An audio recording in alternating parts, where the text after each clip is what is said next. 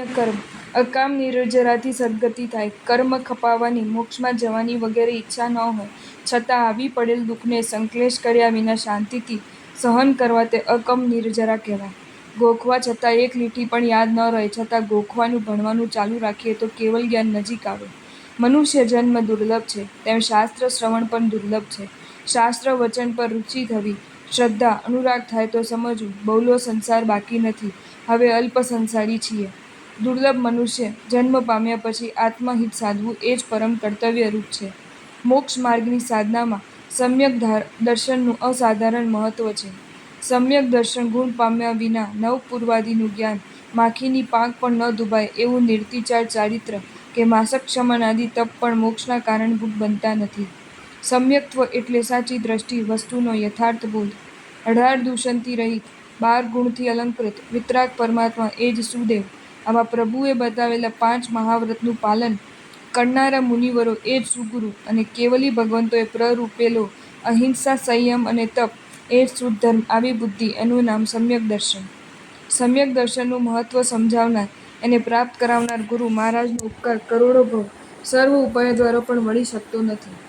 સર્વ દોષ રહિત, 34 અતિશયાદિ અનંતિ અપાર પુણ્યાઈવાળા તીર્થંકર પ્રભુ કે જેઓ સર્વ દ્રવ્યોના, સર્વ પર્યાયોના ત્રિકાળ જ્ઞાની છે. આવા વિતરાગ પ્રભુના મુખમાંથી નીકળતી ધર્મદેશના જીનવાણી તેને પ્રવચન કહેવાય. આવા પ્રવચનના મર્મ અર્થાત સાર એ છે કે સર્વ ગુણમાં સમ્યક દર્શન ગુણ જ શ્રેષ્ઠ ગુણ છે.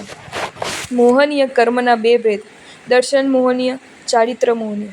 દર્શન મોહનીયના 3 ભેદ: સમ્યક્ત્વ મોહનીય, મિશ્ર મોહનીય અને મિથ્યાત્વ મોહનીય.